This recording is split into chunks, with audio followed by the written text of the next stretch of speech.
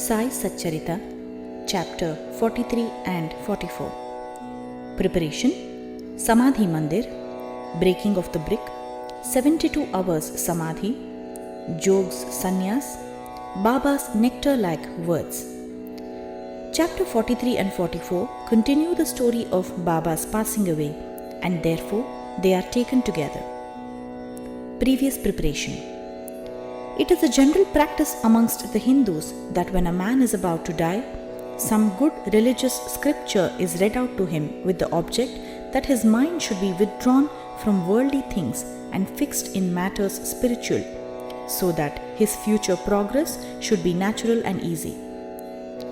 Everybody knows that when King Parikshiti was cursed by the son of a Brahmin Rishi and was about to die after a week, the sage Shuka expounded to him the famous Bhagavat Puran in that week. This practice is followed even now, and Gita, Bhagavat and other sacred books are read out to dying persons. Baba, being an incarnation of God, needed no such help, but just to set an example to the people, he followed this practice. When he knew that he was to pass away soon, he ordered one Mr. Vaze to read Rama Vijaya to him. Mr. Vaze read the book once in the week. Then Baba asked him to read the same again, day and night, and he finished the second reading in 3 days. Thus 11 days passed. Then again he read for 3 days and was exhausted. So Baba let him go and kept himself quiet. He abided on his self and was waiting for the last moment. 2 or 3 days previous, Baba had stopped his morning peregrinations and begging rounds and sat in the masjid. He was conscious to the last and was advising the devotees not to lose heart. He let nobody know the exact time of his departure. Kaka Sahib Dikshit and Shriman Booty were dining daily with him in the masjid. That day, 15th October, after Aarti, he asked them to go to their residence for dining. Still a few, Lakshmi Bai Shinde, Bhagoji Shinde, Bayaji, Lakshman Bala Shimpi and Nana Sahib Nimonkar remained there. Sharma was sitting down on the steps. After giving ₹9 to Lakshmi Bai Shinde, Baba said that he did not feel well there in the masjid and that he should be taken to the Dagadi or the stone vada of Booty, where he would be all right. Saying these last words, he leaned on Bayaji's body and breathed his last. Bhagoji noticed that his breathing had stopped, and he immediately told this to Nana Sahib Nimonkar, who was sitting below. Nana Sahib brought some water and poured it in Baba's mouth. It came out. Then he cried out loudly, "O Deva!" Baba seemed just to open his eyes and say "Ah" in a low tone.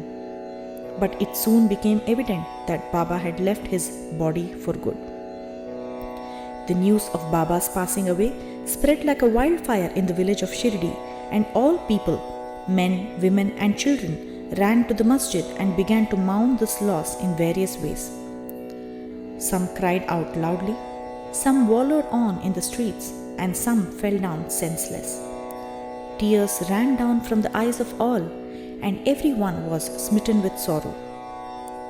Then the question arose, how to dispose of Baba's body? Some Mohammedans said that the body should be interred in an open space and a tomb built over it. Even Kushal Chand and Amir Shakar shared this opinion. But Ramachandra Patil, the village officer, said to the villagers with a firm and determined voice, "Your thought is not acceptable to us. Baba's body should be nowhere placed except in the Vada." Thus, people were divided on this point, and discussion regarding this point went on for 36 hours. On Wednesday morning, Baba appeared to Lakshman Mama Joshi in his dream and drawing him by his hand, said, "Get up soon. Bapu Sahib thinks that I am dead and so he won't come. You do the worship and the kakad, that is morning aarti." Lakshman Mama was a village astrologer and was the maternal uncle of Sharma. He was an orthodox Brahmin and daily first worshipped Baba in the morning and then all the village deities. He had full faith in Baba. After the vision, he came with all the puja materials and, not minding the protests of the Maulvis, did the puja and the Kakad Aarti with all due formalities and went away. Then, at noon, Bapu Sahib Jog came with all others and went through the noon Aarti ceremony as usual. Paying due respect to Baba's words, the people decided to place his body in the Vada and started digging the central portion there. In the evening of Tuesday, the sub-inspector came from Rahata and others from other places turned up, and they all agreed to the proposal. Next morning, Amir Bhai came from Bombay and the Mamlatdar from Kopargaon. The people seemed divided in their opinion. Some insisted on interring his body in an open field. The Mamlatdar therefore took a general plebiscite and found that the proposal to use the Vada secured double the number of votes. He, however, wanted to refer the matter to the collector, and Kaka Sahib Dikshit got himself ready to go to Ahmednagar. In the meanwhile, by Baba's inspiration, there was a change in the opinion of the other people, and all the people unanimously voted for the proposal. On Wednesday evening, Baba's body was taken in procession and brought to the Vada and was interred there with due formalities in the Garbha, that is the central portion reserved for Murlidhar. In fact, Baba became the Murlidhar and the Vada became a temple and a holy shrine where so many devotees went and are going now to find rest and peace. All the obsequies of Baba were duly performed by Bala Sahib Bhate and Upasani, a great devotee of Baba. Breaking of the brick. Some days before Baba's departure, there occurred an ominous sign foreboding the event. There was in the masjid an old brick on which Baba rested his hand and sat. At night time, he leaned against it and had his asan. This went on for many years. One day, during Baba's absence, a boy who was sweeping the floor took it up in his hand, and unfortunately it slipped from thence, fell down and broke into two pieces. When Baba came to know about this, he bemoaned its loss, crying, "It is not the brick but my fate that has been broken into pieces. It was my lifelong companion. With it I always meditated on the self.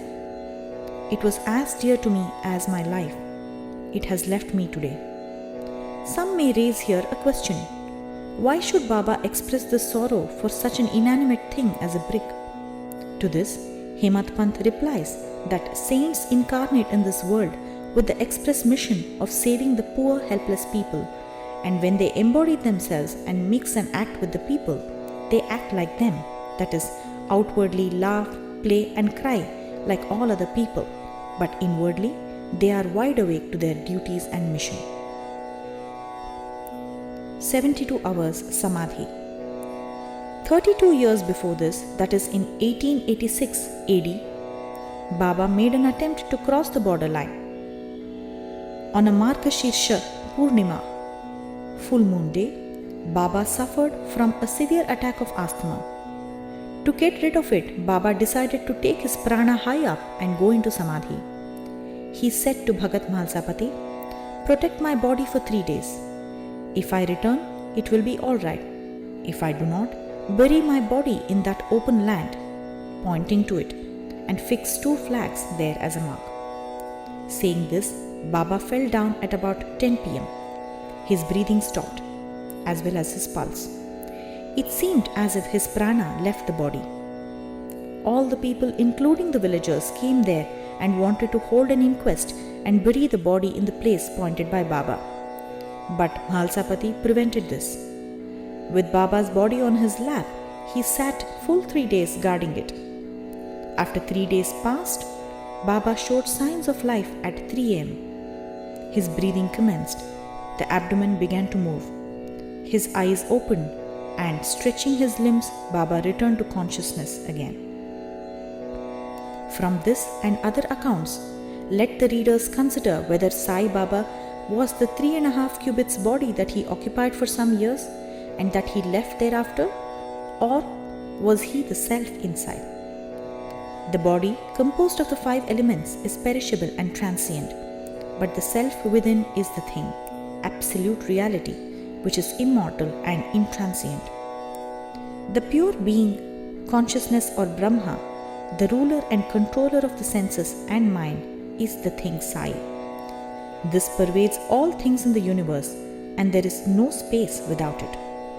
For fulfilling his mission, he assumed the body, and after it was fulfilled, he threw away the body, that is the finite aspect, and assumed his infinite aspect. Sai ever lives, as also the previous incarnation of God Datta, Shri Narasimha Saraswati of Gangapur. His passing away is only an outward aspect, but really he pervades all animate and inanimate things and is their inner controller and ruler. This can be and is even now experienced by many who surrender themselves completely to him and worship him with wholehearted devotion. Though it is not possible for us to see Sai Baba's form now, still if we go to Shirdi, we shall find his beautiful lifelike portrait adorning the masjid. This has been drawn by Shamrao Jayakar, a famous artist and well-known devotee of Baba. To an imaginative and devout spectator, this portrait can give even today the satisfaction of taking Baba's darshana. Though Baba has no body now, he lives there and everywhere and will affect the welfare of the devotees even now, as he was doing before when he was embodied. Saints like Baba never die. Though they look like men, they are in reality God himself.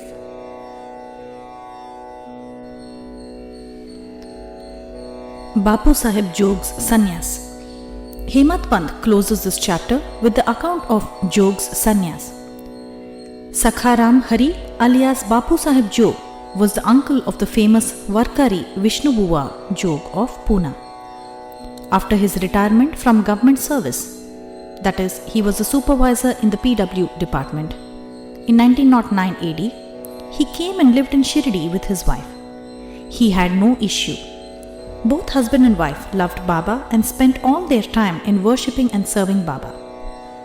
After Megha's death, Bapu Sahib daily did the Aarti ceremony in the masjid and Chavdi till Baba's Mahasamadhi. He was also entrusted with the work of reading and explaining Gnaneshwari and Ekanathi Bhagavat in Sateswada to the audience. After serving for many years, Jog asked Baba, "I have served you so long, my mind is not yet calm and composed. How is it that my contact with saints has not improved me? When will you bless me?" Hearing the Bhakta's prayer, Baba replied, "In due time, your bad actions, that is their fruit or result, will be destroyed.